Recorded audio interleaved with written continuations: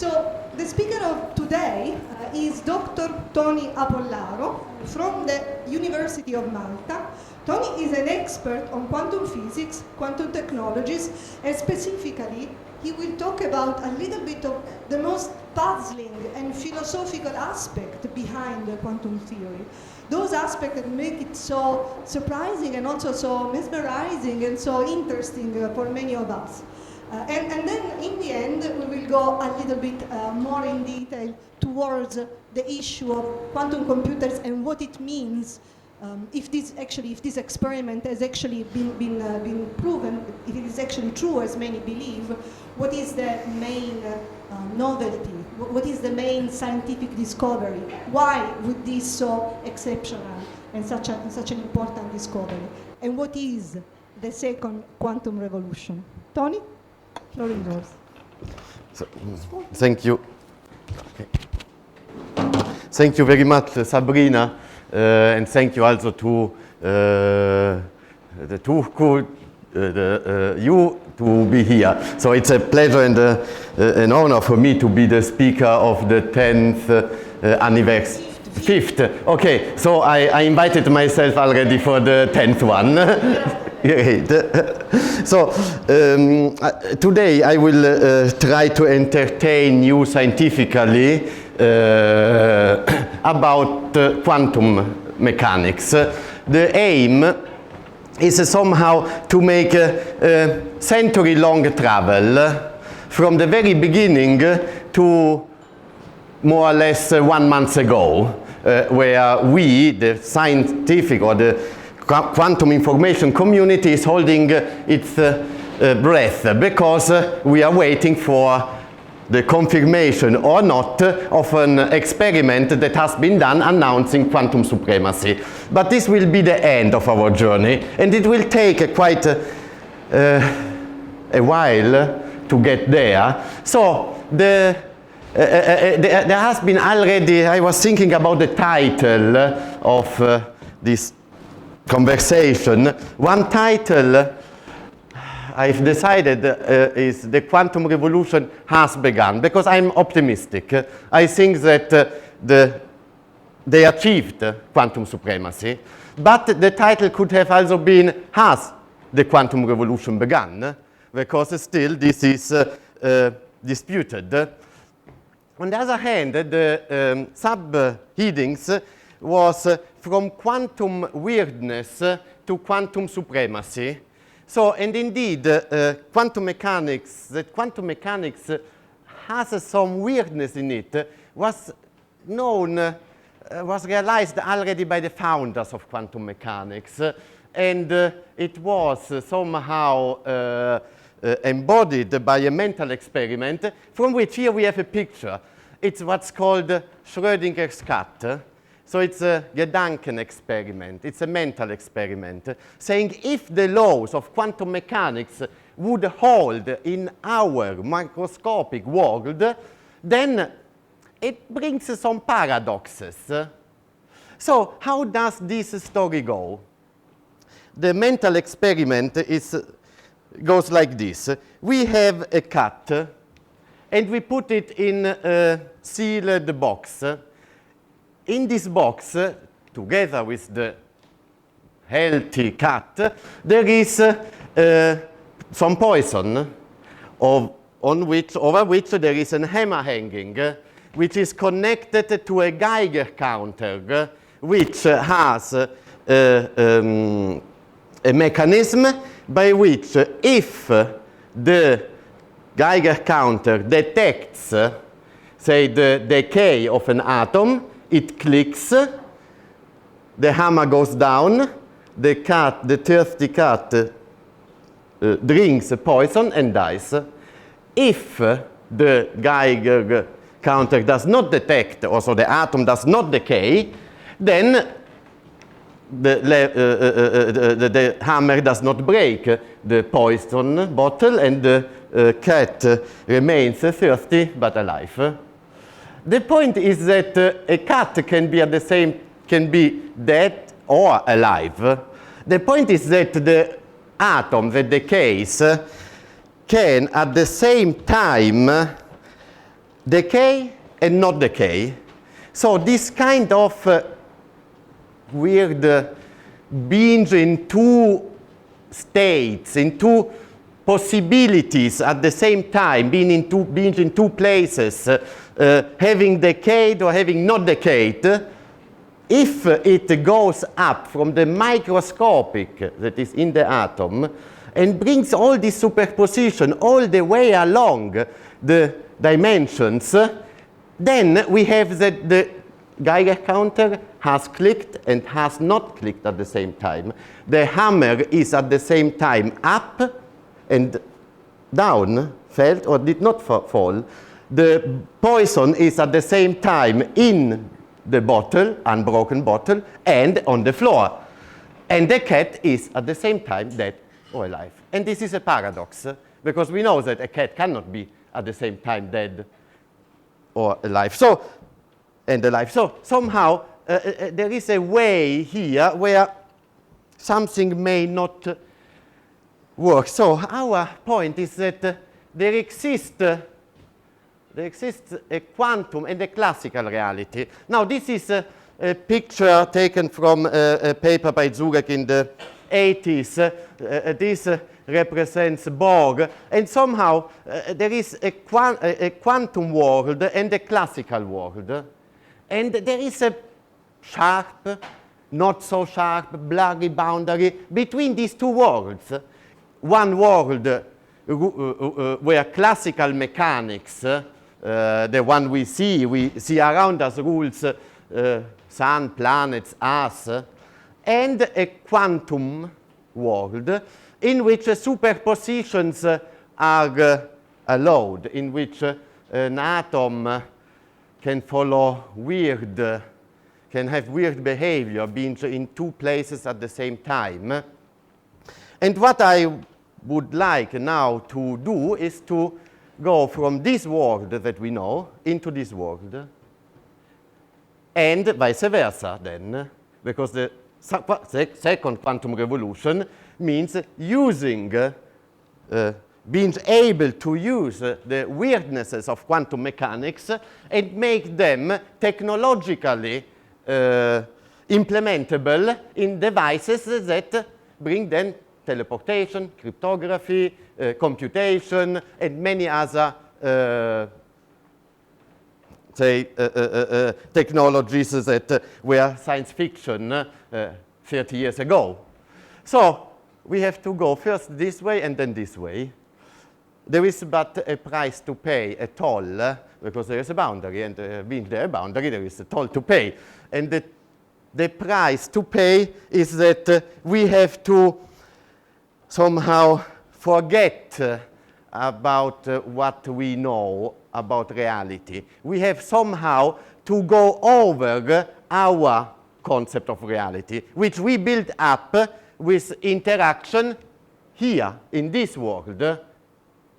And so let's see this interaction with the quantum world, how much puzzled experts in this field. So we have some quotes just to begin of fathers and sons of quantum mechanics. Say Niels Bohr, and this is also a disclaimer of my talk, said when it comes to atoms, so quantum mechanics, language can be used only as in poetry. I'm not a poet, so unfortunately I will not be able probably to give nice artistic pictures of what happens in the quantum world. But the point is that our language is based on classical world, of what we see around. Our logic is based on what we see around. So when we speak about quantum mechanics, we use the language as more as a poetry, because the language of quantum mechanics, or of science in general, is mathematics. Then Feynman, I like particularly this sentence, and the paradox comes from the Greek, and it means against the public opinion. So para against doxa. So a paradox is not something wrong or false is something that defeats our common understanding of how things should be. And actually, Feynman said that the paradox is a conflict between reality and our feeling of what reality should be. Then we have Einstein. Einstein is a central and controversial figure in the history of quantum mechanics, because at the same, he is the founder, one of the founders of quantum mechanics, but he did not like the interpretation, going towards randomness, non-locality. We will touch this field. And so somehow he said that if quantum mechanics is correct, it means the end of physics as a science, because we lose completely the determinism of science. Roger Penrose, one of the greatest mathematical physicists, says quantum mechanics makes absolutely no sense. Then John Wheeler, quantum gravity and many other fields. If you are not completely confused by quantum mechanics, you do not understand it. So, also this is a disclaimer. If you don't understand about quantum mechanics after, it's not my fault, say. And then we have the last sentence by Schrödinger, the one of the mental experiment. And he asked forgiveness. He says, if you do not, he does not like it. And he apologized to have had something to do with quantum mechanics in founding it. So why do we do it? Why does a scientist do quantum mechanics? Well, you all know. Quantum physics makes me so happy. Yeah, I'm glad. It's like looking at the universe naked.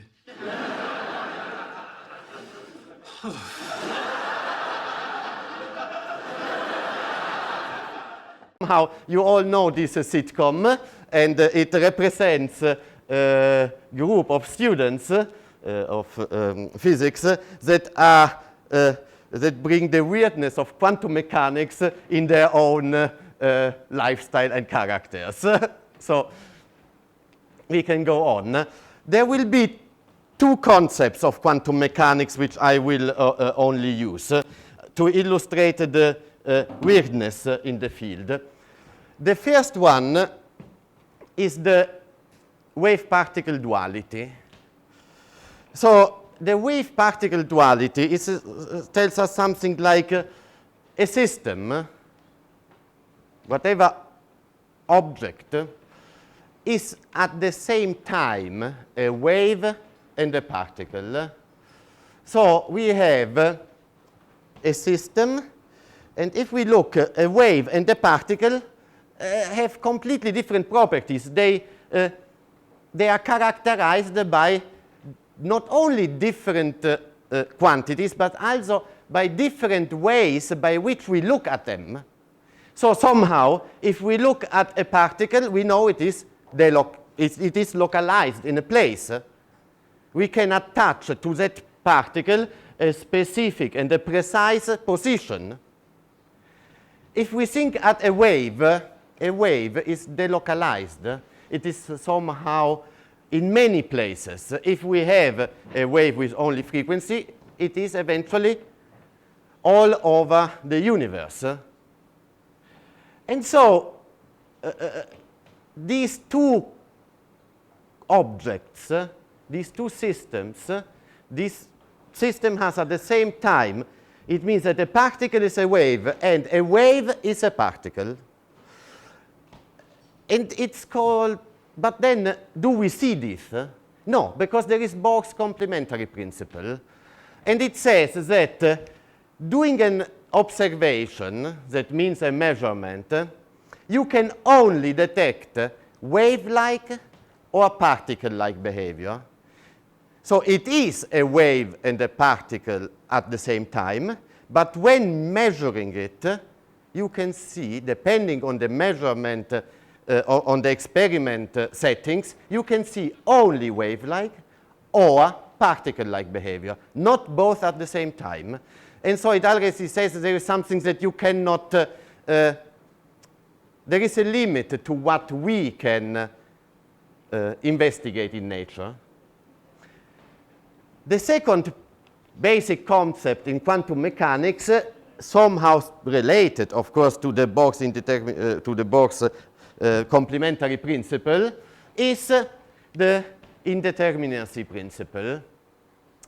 So, if you take a system, generally in classical mechanics, if you know its position and its velocity, let's say momentum, but momentum is up to a mass, is a velocity, you are able to predict, if you know the laws that the dynamical laws that governs its dynamics, you are able to predict the future and the past with absolute accuracy. So, the point that Heisenberg came out with the indeterminacy principle saying that it is impossible to determine at the same time position and momentum with arbitrary precision. So, if we decide to measure the position of something, so we have we set up an experiment to determine with extreme precision, we do not know anything about its momentum. On the other hand, if we decide to measure its velocity or its momentum, we do not know where the particle is. So there is always an uncertainty attached to the measurement outcomes we can have. That means that it's impossible to predict the future. Because in classical mechanics, you were able to determine with absolute precision position and momentum. You needed to see what happened 2 billion of years after. In principle, it was possible. Here, it's not possible even in principle. So these two quantities, and then there are the physicist jokes that only say are so nerd that probably a physicist laughs, but no one else at this kind of jokes. And the next step now is, okay, you are talking us about measurements, but probably this is an experimental limitation.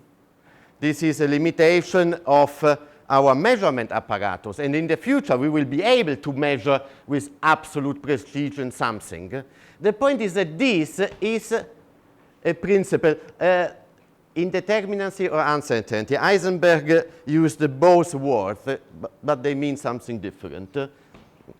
Now, the point is that what happens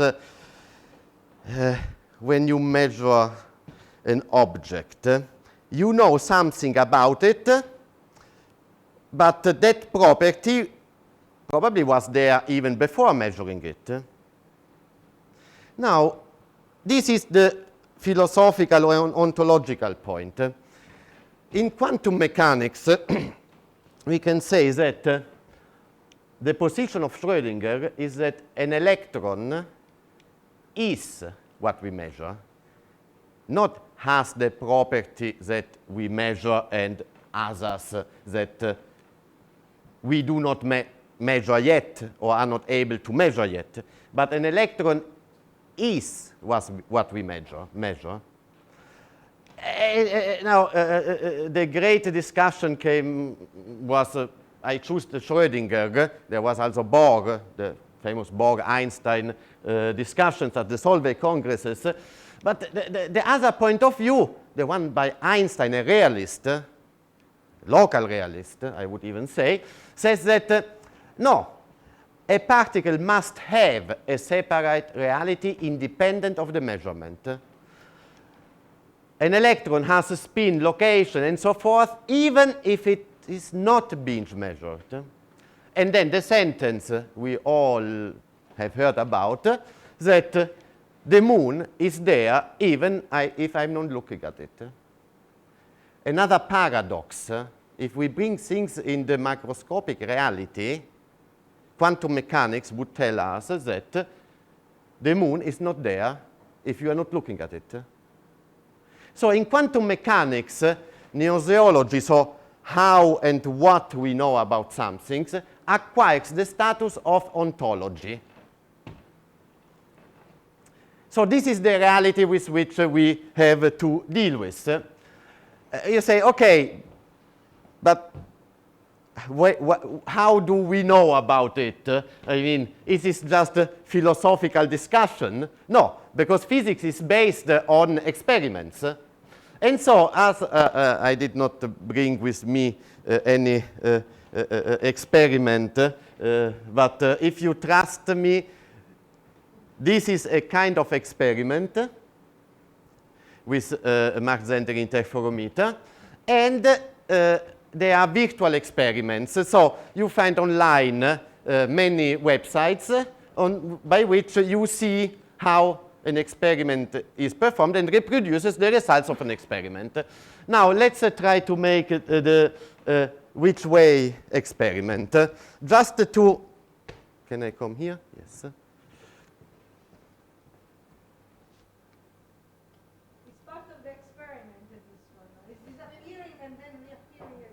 Yes. I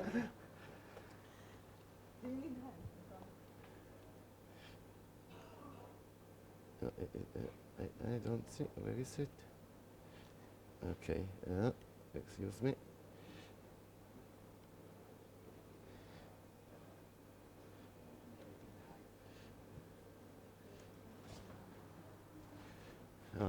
Do I need it from here? Sono due schermi diversi. Cosa? Volevo andare su dove ero? I was here, sorry. Yeah. Ah, okay. Open up. Okay. So I need to stay here for it. I can also Okay. instruct us. We can. No. Okay. Say, you see, this is an experiment, a simulation of a reproduction of an experiment, and we have a laser. That laser sends a photon at a time, single photons. A photon is a particle of light to a beam splitter. A beam splitter is a half mirror. So if one sends say, a beam of light with a certain intensity to a mirror, half mirror, then half of the intensity is reflected, and half of the intensity is transmitted. Okay, but what if I send a single photon? The point in quantum mechanics is it's quantized. There are quantum of light, in this case, called photon, that cannot be divided. So this cannot detect half a photon and this half of a photon. So what will happen is that randomly one will have that, you see this has clicked this time. Now it has been again this, but if we put on now this, the theoretical predictions, so, or the outcome of a measurement, we all agree that on average, if one makes this 100 of times, sending 100 photons, one at a time, half of the time, half of the photons will be detected by detector 1 and half by detector 2. So it's clear, the photon goes here, half of the time it passes, and half of the time is reflected. Good. Now, one goes on putting just mirrors. Now we have mirror 1 and mirror 2. What happens? If the photon goes this way, so it's transmitted, then it's reflected by the mirror, and this one will click. If it is, reflected instead of transmitted, then the mirror, that's not a half mirror, it's a regular mirror, it will be detected by this one. So you all agree with the fact that the theoretical predictions will still be, if one sends 1,000 photons, on average, one will have 500 will be detected here and 500 will be detected here. Now, I want you to stop this for a moment, stop this, and to insert another beam splitter and think what happens. Now, one would say, well, if half of the time the beam splitter, the photon is reflected, it will go here, then it goes here, then half of the time it will be again reflected, or half of the time it will be transmitted. So of the 50, of the 100 photons, 50 will be deflected here, then 50 goes here, and 25 goes on this way, 25 on this way. On the other hand, the other 50 out of the 100 were not reflected, were transmitted. Then they go here, and of that 50, again, 25 goes on the upper path and 25 on the lower path. So one would say classically that 50 here and 50 here out of 100. And we would all be happy with this because it's what our concept of reality says. So now let's bet before showing the theoretical results, the predictions. Let's make. So does anyone bet on a different outcome? Say 60%, 40%, 10%, 90%? Does anyone have a different guess? Sabrina will pay for the right guesses. Of course. Except for the physicists. Obviously, physicists cannot talk. So now, if you have seen this for a few minutes, you have noticed that mainly this one clicks. But one could say, well, statistics, if you let it run for many times. But theoretical predictions, so the theoretical predictions and the outcome of the error experiment says that all photons are detected here, not here.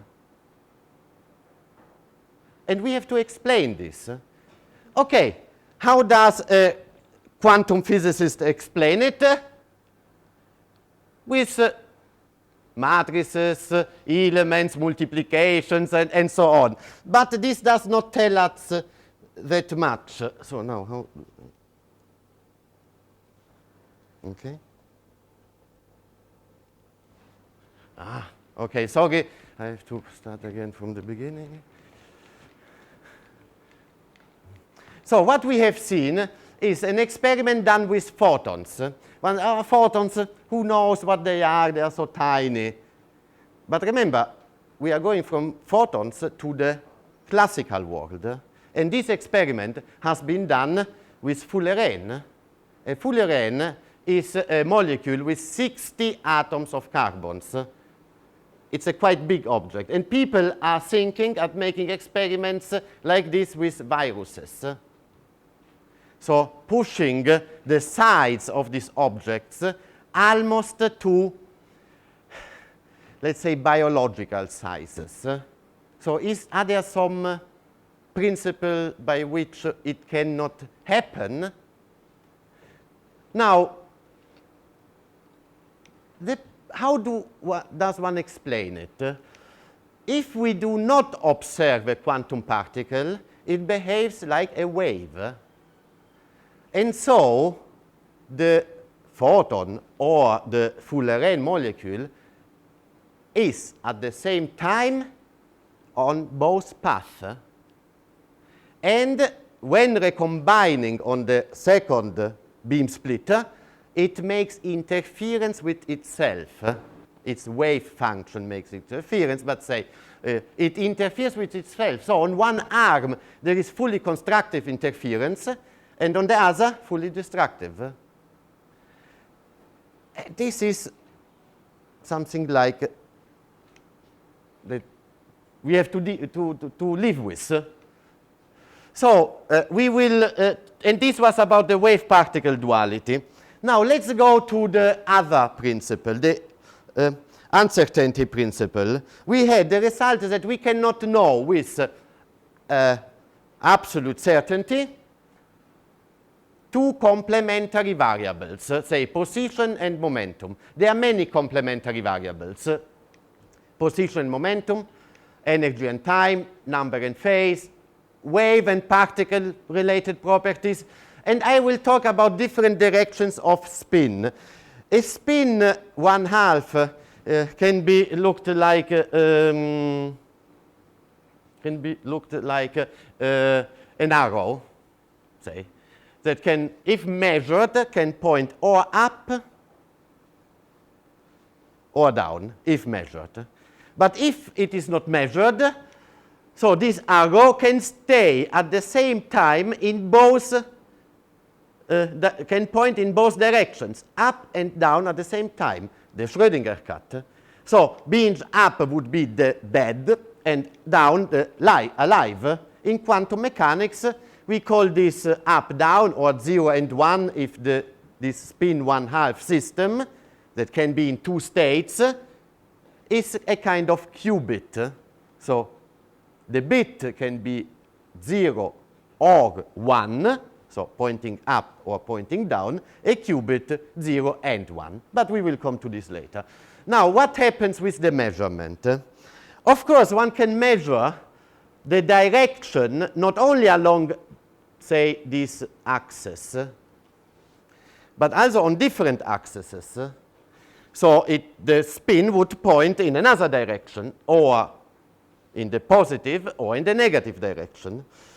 And the point that the different directions of spin are complementary variables. So what would it mean? It would mean something like this. If we have an oven that emits particles that have spin, I say now spin, they will always all be spin 1/2. So or up or down or along the x direction.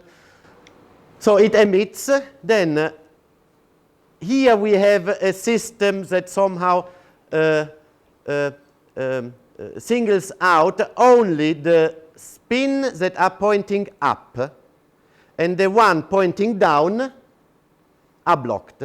So now we have these spins pointing up. Then I make another measurement in which the spin is measured not along the up direction, but along the vertical direction with respect to the previous one. And again, I block the one in one direction, so up here or here.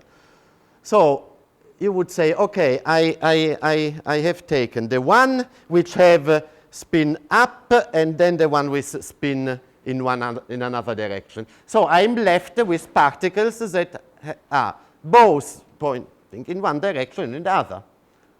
The point is that if we make another measurement, the properties that we have selected here, so we discharged the one that had the spin pointing down, reappear.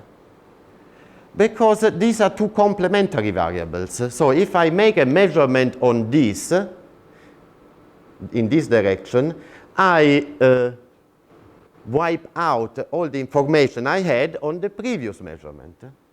So there is also an experiment, but I prefer to show it in this way. Say, let's suppose I wake up in the morning and I wanted to wear blue, red short socks. So my socks have two properties, the color and the length. And these are complementary variables. So I would first take the red socks. I'm not a very ordered person, so I have all the socks, red, blue, long, short, in a drawer. And so first I single out all it's not an efficient way of choosing my socks, I know, but first I take out all the red socks. So what would I remain with? Red and short and long. Then I would take, in the second measurement of this bunch of red socks, would take the short ones. And so I would be sure that I'm left with red short socks. But then I put them on and I see that they are blue. Because by measuring, by selecting the lengths, I destroyed all the information about the measurement I made before. That was the color. But a measurement has ontological properties. So this is the part we are talking about. Now let's go a bit quicker. This was one particle. What happens if we have more particles? Well, the behavior of large and complex aggregate cannot be extracted from single behavior, from the behavior of single particles. Somehow there is a science of complex behavior. We cannot know how, even though many body physics is say, made out of elementary particles, the laws that rule many body physics, or the phenomena that comes out at many body physics, are emergent properties that the single particles did not have.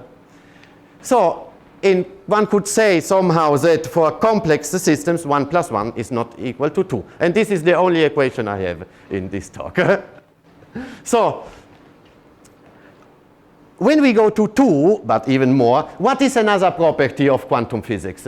It's entanglement. Entanglement, again, Schrödinger and Einstein having these, different visions. And for Schrödinger, entanglement is the characteristic trait of quantum mechanics. While for Einstein, it was a spooky action at a distance. So I say, okay, in quantum mechanics, I've seen that if I measure a property of a system, I change another property of that system. You say, okay, weird, but I can live with it. But what if I would tell you that by measuring a property of one system, I change the property of another system? A spooky action at a distance. Then it becomes a bit more strange. And indeed, this happens because of entanglement. Entanglement, now this is somehow technical words. It's a kind of non-local correlations by which the information, say, is in the whole, not in its parts. The single object does not contain any information. It's in the correlations, the information. Let's say we had our cat. It was in a superposition, dead and alive, the box. And now we say, okay, we can live with the fact that if I make a measurement, I find it alive. But what if we have two boxes? So two boxes.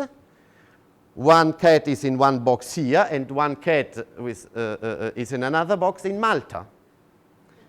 And it's in a superposition. Then I open the box here. I find my cat alive, but also the cat in Malta is alive. I change also its properties. So somehow it would say, to make another experiment, there are other experiments, but we don't have the time now to show them, but I'm happy to show them later on or in the discussion. We have, say, coins. Suppose me and Sabrina have a bunch of coins. We number them, coin number 1, coin number 2, coin number 1, and so on. And we have pairs of coins. Then these coins, we put them in contact. Somehow we make them interact.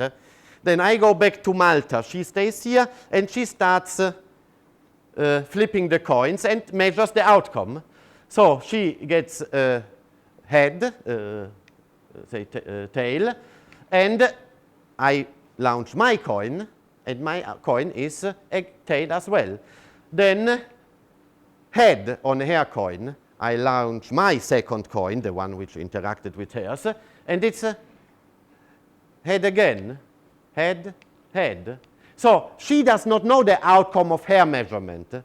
But after she does the measurement on her coin and she knows the measurement, she will know the outcome of the measurement that I will do. And this is it's a bit more complicated than this, but it illustrates the non-local correlations. What I do here influences something else. Wherever it is, it can be on an exoplanet. It's a spooky action at a distance. So somehow, one can see it holistically. Everything is one, but of course we are talking like poetry, using this. More scientific, it would be Schrödinger saying, when two systems of which we know the states by their respective representatives enter into temporary physical interaction due to known forces between them, and when after a time of mutual influence the systems separate again, they can no longer be described in the same ways as before by endowing each of them with a representative of their own. The two coins lose their individuality. The two coins become one object, and properties are attached only to both of them together. Now, there are many interpretations of quantum mechanics. I will not go into the detail, because this is what happens in experiments. How to interpret it? One is the interpretation, Copenhagen, Borg's interpretation. So somehow the one Einstein fought against, somehow, we can say that a system does not have definite properties before being measurement. Before being measured. The act of measurement affects the system, makes it collapse, say in some point if I make a measurement position, and only after that measurement the particle is there. It was not there before the measurement. So we determine the reality with a measurement. The other point is the hidden variable theory. Non-local hidden variable theory, because local hidden variable theories have been, disproved experimentally. Somehow it says, okay, quantum mechanics in reality is not complete. There are some other quantities to which we have not access. Maybe we will not have access, but that explains all these strange phenomena. The other one is a many-word interpretation. So somehow there is no wave function collapse, but every time one makes a measurement, the universe splits, and there is another universe in which the other outcome is realized. So somehow one could say in our cat, in one universe after opening the cat, after opening the box, the universe splits in two, and in one universe the cat is alive, and in the other it's dead. So somehow we are saying that there is no wave function collapse, but a measurement opens a new world, a new universe. So this was, now let's go to 100 years after. What happens? Because these are discussions about, the philosophy. But now, experimentally, we are able to address single atoms. And so, what can we do with entanglement, with quantum superposition? Do we just discuss if the cat is dead or alive? No, one can obtain teleportation. These are old papers. I mean, they hit the headlines. New York Times, 2004. Teleportation of an atom has been achieved. ID Quantique, they are using quantum cryptography systems since 10 years for the elections in city council elections in Geneva.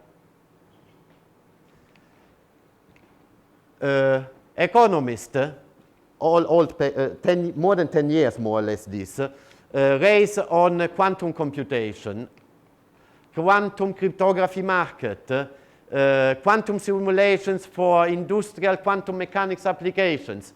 Now, these are actually running quantum information processes. you see, a couple of years old. IBM Quantique, Quantum Experience, many of you may have already heard of this. Of course, there is an online platform. IBM has a quantum computer, and one is able to make a chemical molecular dynamics calculations for the design of new drugs. Teleportation has been achieved with photons and on quantum key distribution over satellites, using satellites. The wave, random number generator. Now, we will talk more about quantum computer. I will skip this slide a moment. But we can say that the difference between quantum and classical computation now is that a quantum computer, because it uses qubits that can be at the same time in a superposition of the states, can perform massive parallel computation. So classically, you would need for each input a different computer. In quantum computation, you can use the same hardware to process at the same time all possible inputs that you can give to them. And this brings us to quantum supremacy. What is quantum supremacy? Quantum supremacy is a term coined by Preskill 3 years ago, 2016. So it's the capability to perform tasks with controlled quantum system beyond what can be achieved with ordinary digital computers. Now, this is station Q, and somehow the classical computer is scared, because if quantum supremacy has been achieved, it means that one can perform tasks that a classical computer is not able at all to perform. Why it's able, a quantum computer, to do it? Because quantum information science has a frontier that is the capability to manipulate many qubits in a coherent way. And while we know that particle physics is the frontier of short distances, cosmology has as a frontier long distances, for instance, quantum information science has the entanglement frontier. One is able to use these properties of entanglement, of coherence, in, say, large systems of qubits to achieve quantum supremacy. How to detect if quantum supremacy has been achieved is another point. Now, there are many supercomputers, and one should be able to prove that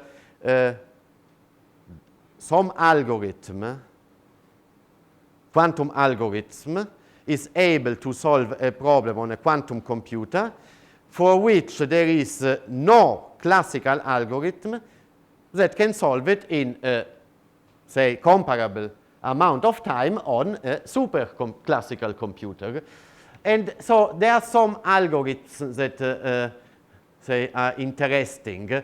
Factorizing, boson sampling, adiabatic. Now, I don't want to go into the details of this, and then there are the computational complexity classes and so on. But here, there are some algorithms that are useful, like factorizing is useful because one can break a RSA encryption key. Random circuits is not useful because one does not know what to do if I am able to benchmark a random circuit. One does not know yet if they are useful. So this table gives us, we want to achieve quantum supremacy, but it would be good to achieve it in a field that is useful for something. And quantum supremacy, how to achieve it? Because we have already quantum computers, but these quantum computers are less somehow than 50 qubits. So 50 qubits are classically simulable. So a classical computer, a supercomputer, can simulate more or less the behavior of 50 qubits. If one is able to go beyond the 50 qubits, one believes that one is able to achieve quantum supremacy, because there is no powerful computer that can be eventually even built that can simulate, say, 1,000 qubits.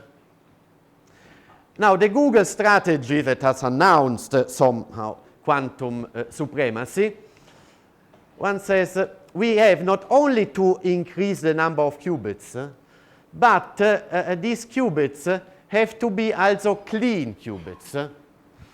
Because if something is up, it should stay up. But there is an environment, and there can be errors, flip errors, phase errors. So one needs what is called quantum error correction. And so you cannot use 100 qubits. You need that they are clean. Or you need thousands to implement quantum error correction schemes. And so you need more or less, one thinks that 50, 100 clean qubits should be enough for quantum supremacy. And now we go to the final slides, in which in September 2019, the Google AI group has somehow announced that they have reached the quantum supremacy for the random circuit benchmarking algorithm. Unfortunately, is the one for which no use is known. But in principle, it shows that there is not a limiting factor to achieving quantum supremacy. And so this is the scheme of the 53 qubits, and this is the Google Sycamore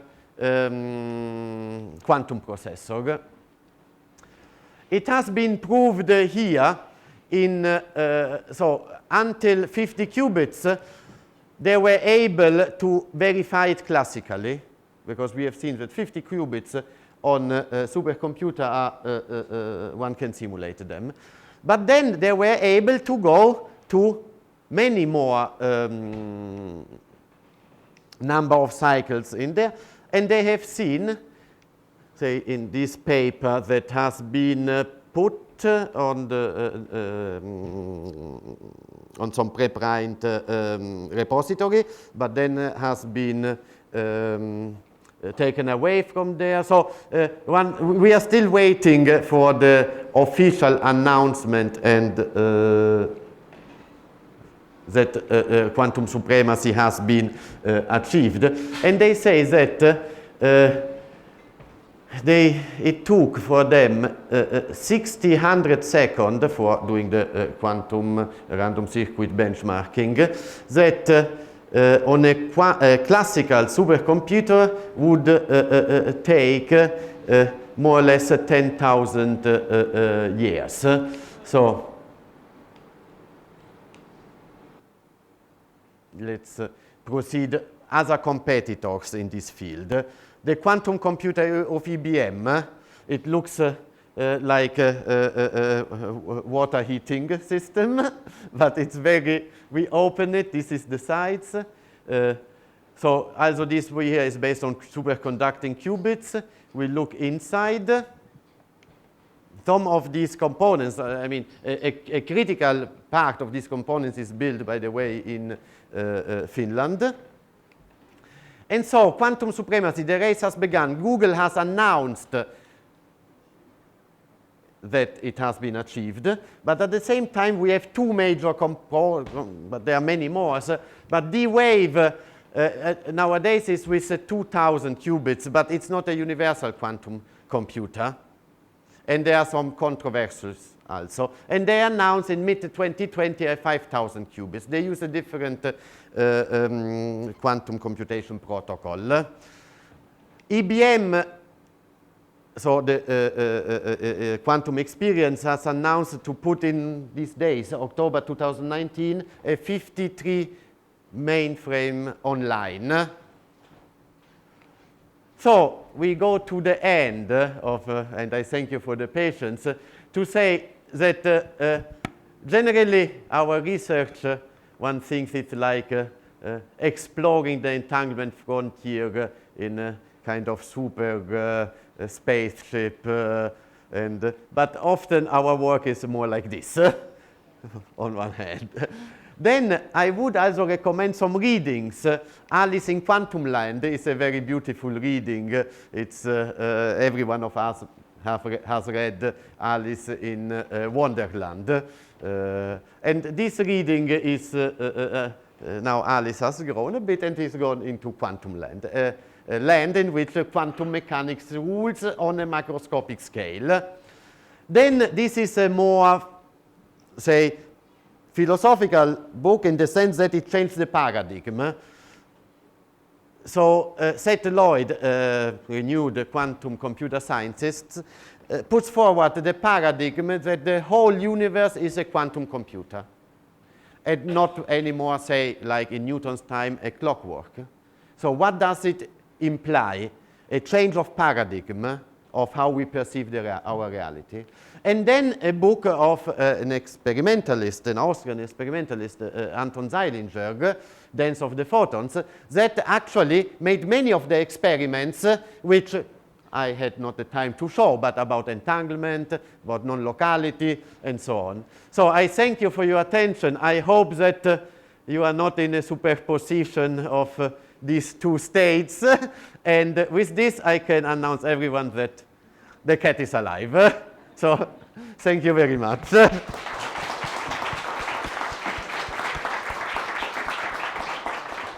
Thank you very much, Tony, for the very interesting and talk about the puzzles of quantum physics. And now we are ready to take questions.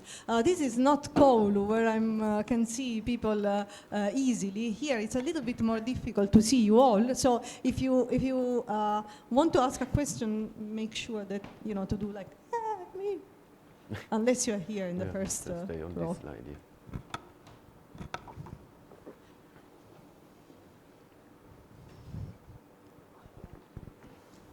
So questions. At the beginning is always it always takes some courage.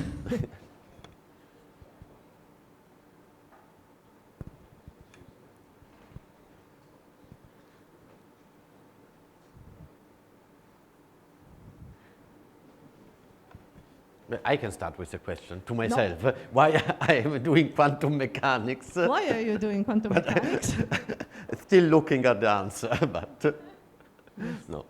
So why do you think that if it is important or interesting, why do you think that it is interesting, the fact that, okay, proving that a quantum computer can do calculations that a classical computer cannot do? This question is interesting because it has many facets. It depends. There can be applications of quantum computers that technologically would change our reality. Say, if in this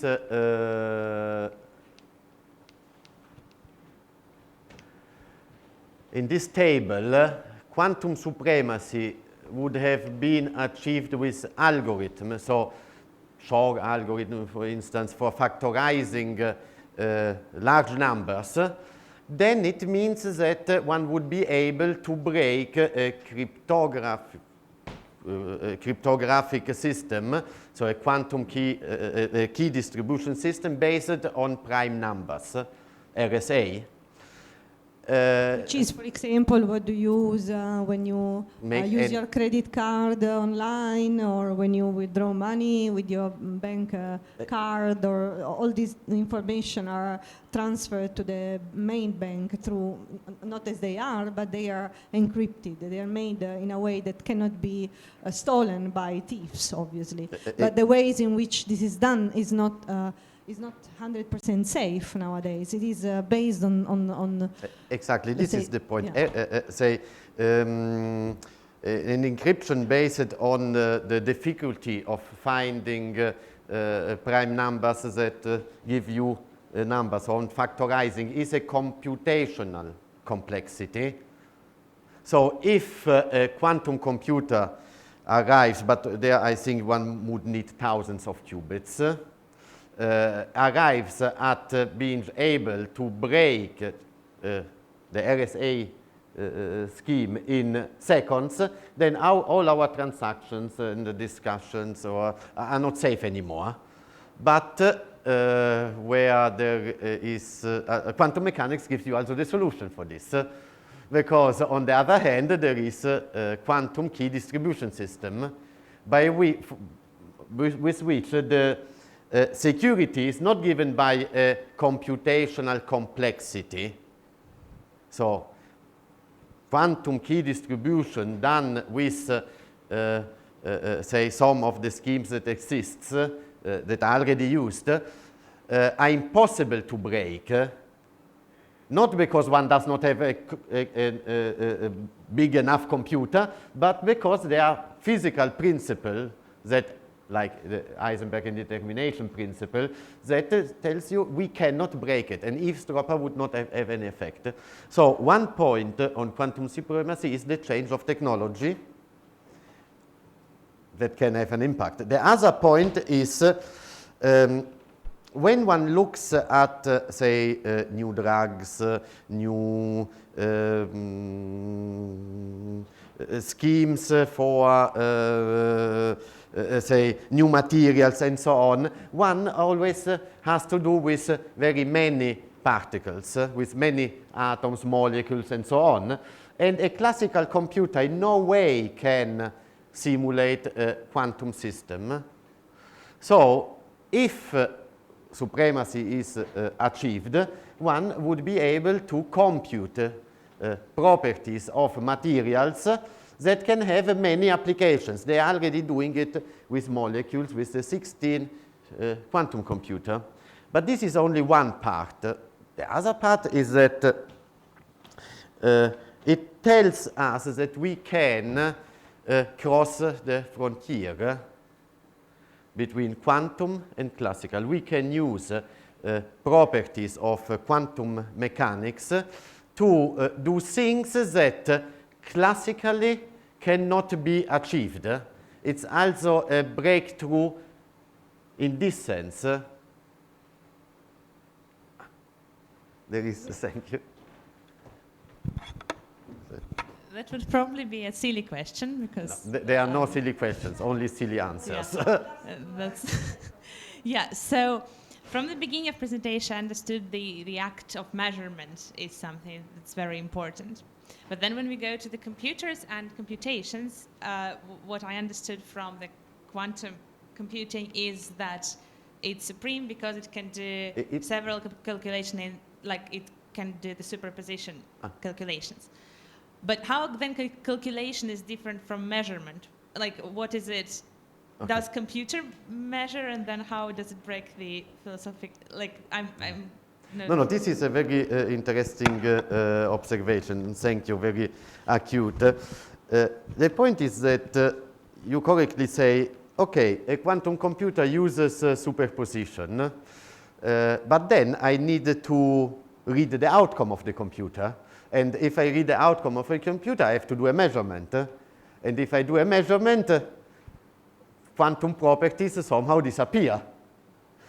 Indeed, this is a very interesting point because one thing is a quantum computer uses properties like superposition, being in 0 and 1 at the same time, during the calculation, during the process in which he's processing the information. But when I read the information, I need them on a screen. And on the screen, there is no way to put, say, a superposition somehow. We need to make a measurement. And if I do a measurement, the spin or is up or is down, somehow one could say.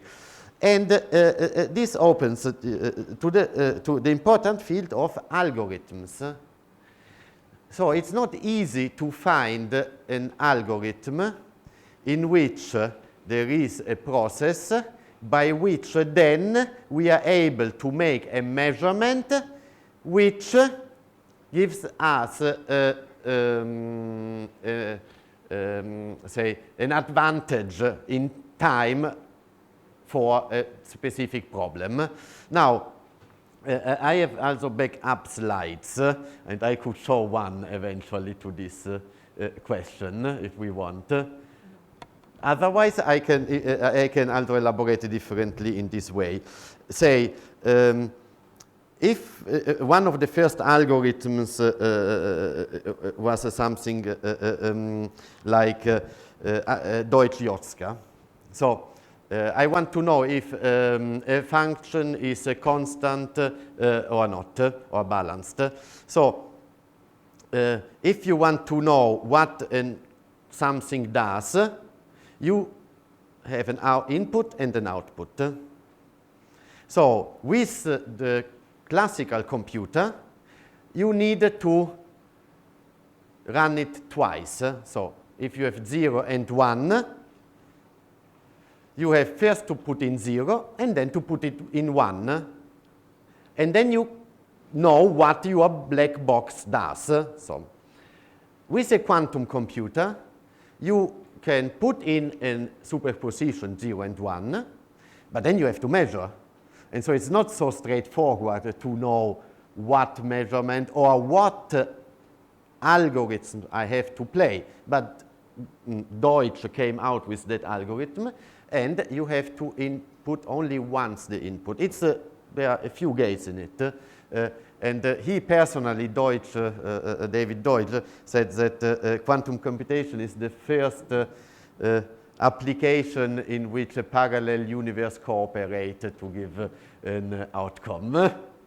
Yeah, it is definitely not a stupid question. It's very profound, and it is very difficult to reply to this question without using mathematics, I would say. Yeah, I mean, it's a way. It's a way of somehow the way in which it works is that there are some sort, as Tony was saying, there is some sort of interference due to this property of entanglement, which makes the right answer more likely than the wrong answer. It's very hard to explain. Like some people say, it's like choreographing interference. You make these quantum properties, this quantum correlation to behave in a certain way that the right answer becomes more probably than the wrong one when you make a measurement. It's very, very difficult to explain. It's like poetry, as you say, with simple words. But it's very important what you say. It is not just superposition.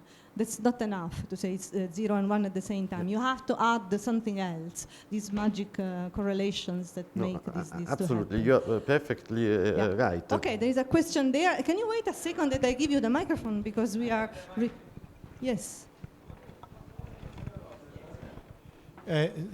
So my question is related because she asked the question for some explanation, and I think like more people who are not in the field. So and then it relates to what Feynman said, that the reality is different from what we like it to be. So I'm in the field of education, so that means also like that we have to start preparing the children for this, what we don't like to be, but at least that they start liking it to be like that. Do you have any ideas of how we could do that, or what kind of road we have ahead? For this, I think that the best person to answer is Sabrina, because she has hands-on exactly on this problem. I don't know about hands-on, but I can tell you that we were just a few days ago to a very, very big European meeting about where many things were discussed about these quantum technologies and quantum physics, and a big point of interest is education of quantum physics and quantum technologies in high schools and even before high schools. Because if this new technology will really be available, as we think in a market, really, not only Europe, but especially the States and China. Europe is now investing more exactly because there is this race with the China, most of all, and then the United States. So if they will be deployed and if they really will become commercial, of course, this will be a big, not societal really, and technological revolution. And we want the kids already to be prepared, to know. We want all the population at all levels to be familiar with these concepts and ideas and with this other way of if you want thinking. You don't necessarily need to know everything of the detail, the math. We don't know how the components of a mobile phone work, but we want to know something about what is electricity or what is these are concepts that we have ideas. So to go better in detail to your questions, in many countries, quantum physics is part of the high school curriculum, and there are a number of attempts to start understanding and introducing it in ways that can be understood also by kids. What we have been doing is, for example, not only us, but there are many people who are developing video games that can be educational, so that they can teach, because young kids have different ways of learning compared to me, for example. Well, okay, I like games too, but we were used to a different technology. We were used to study from books. But nowadays, lots of kids, they are used to videos, internet, games. So we think that video games could be an interesting medium, new medium to teach kids properties of quantum physics. So this is one of the developments nowadays. And there are we have developed, for example, board games or also mobile games, and some of them are about to be commercial. But yes, the answer is we think that it should be taught also, not only at European level. There are coordinated efforts to teach it in schools and also even before. Yeah. Yes. If I may add a comment, I think that pedagogical comment. I think that it's even easier with children because everything is the easier with concept children when it comes to learning, isn't it? Because the concepts of reality, it sounds strange to us because we have built it up with our interaction with the world. But children has much more fantasy on one hand, and it has more space, possibilities when it builds up. Even the concept of identity is formed by a child very at the beginning of his life. Before, there is not the concept of identity somehow, but it's a one with his mother, then he touches his feet. So somehow, I think that for children to grasp the ontological aspects, apart from the playing with it, it may be even easier than for adults.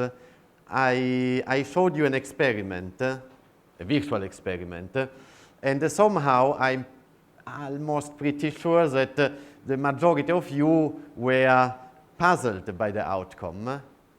So it's not possible, it's strange. A children would not say it.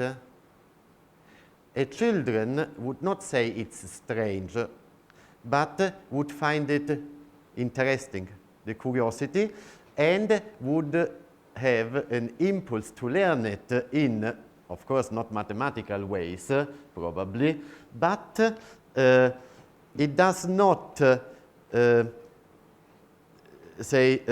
put at risks its concepts of reality. So, no. Okay, so let's see if there are other questions. Yes. Very interested. I hope I will inspire other people. Yeah, but my question, it's more of a thought, because I come from more of a social science background, and the ontological questions are considered there too, and it's something that I was wondering about, how measurement can interfere or like put something in a box and limit other possibilities. So, and social science, while social science developed, it tried to mimic natural sciences to be more scientific and kind of run away from this in like weirdness and to more clear rules. And now it's kind of fun to hear that natural science goes into this weird direction. Okay. So, do you feel like there can be some sort of dialogue started again? This is very great because somehow I think that quantum is not a science, it's an adjective. And you can put quantum to many different substantives, many different words. And sometimes this is bad, however. No, sometimes it's bad, but sometimes A lot of bad it gives examples, rise to quantum. interesting properties. Say quantum chemistry is something that is completely accepted. Quantum biology is at the beginning, but quantum information science and so on are very well known. Now, are there things in common between sociology and quantum mechanics? Things that the measurement aspect that influences somehow the behavior of a particle, does it bear some relation with sociological experiments, for instance? Now, I'm not a sociologist, clearly, but so we can discuss this topic. But one thing that could come to my mind, but it's very stressed, probably, the parallelism. In the 70s, there were experiments about social behavior when a person is put in an environment. So, apart from the broken windows theory in sociology, there were these experiments and they made some movies on it, where common people were put as prisoners and guards, and prisoners behaved like, it was very controversial experiments, but somehow, if I have a particle and I set up an experiment by which that particle I want to detect, say, wave-like behavior, I will detect wave-like behavior. So if I have a system, I set up a particle-like experiment, I will detect a particle-like behavior. So how much, in quantum physics, absolutely, the measurement setting determines the reality. Now, what about, how flexible is a society with this aspect? If I have a group somehow, how does this group behave when I measure different things? Measuring, I think in sociology could be also set them in a specific environment where some actions have to be taken. But they may be, I don't want to claim too much similarities. Jung, because I'm not an expert, Jung was speaking about consciousness, global consciousness, common consciousness. So somehow people that are in a crowd or people that behave, say in a stadium, somehow they behave as ones. How much these things eventually have in common with quantum? How much can the word entanglement be pushed forward? Of course, these are things that I do not, and I say would not go too much into it, because quantum effects are very, in physics, are very fragile. Why it's difficult to go? Okay, why it's difficult to reach quantum supremacy? Because having 100 qubits and manipulate them is very difficult, because when they are exposed to an environment, quantum properties disappear. So, but finding common paradigms, here I would more speak about paradigm. Paradigms in science often influence paradigms in other fields of investigation, and vice versa. Paradigm in sociology can, because here, I mean, this was, we did not have the time to talk about this slide, but what you are commenting And is this, is this one here? Emergence phenomena. So, sociology is here. And of course, one cannot say that sociology is just applied psychology and psychology is just applied biology and biology is just applied chemistry. At each level of complexity, completely new phenomena emerge. But are there some universal principles that apply across all fields?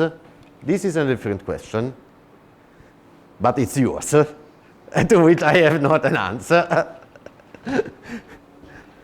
Okay, so as you see, when an Italian answer to a question, it can be very long. Yeah, sorry.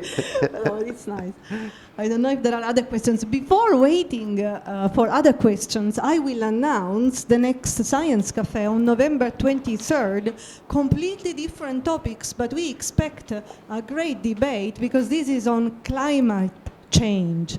So Climate Change Science Café, and will be announced soon, and we hopefully so we have already ensured a speaker from a professor from the University of Turku, who is, his name is, I don't remember anymore. Oh my God, I will tell you soon, but he studies this phenomenon, so he's an expert.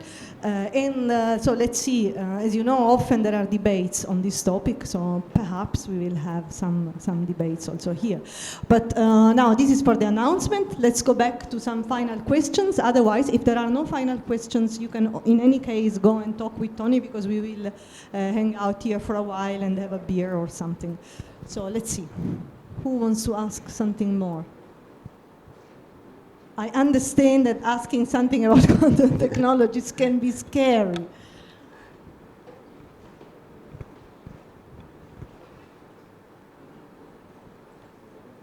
Okay, so if there are no more questions, and again, you can talk with Tony later, I invite you all on Saturday, November 23rd, in Koulu this time, to the Science Café on climate change.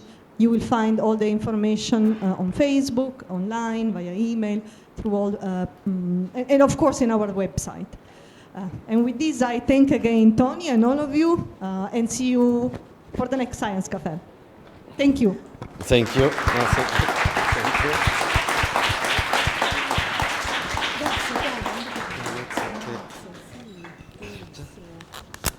Adesso ti offro.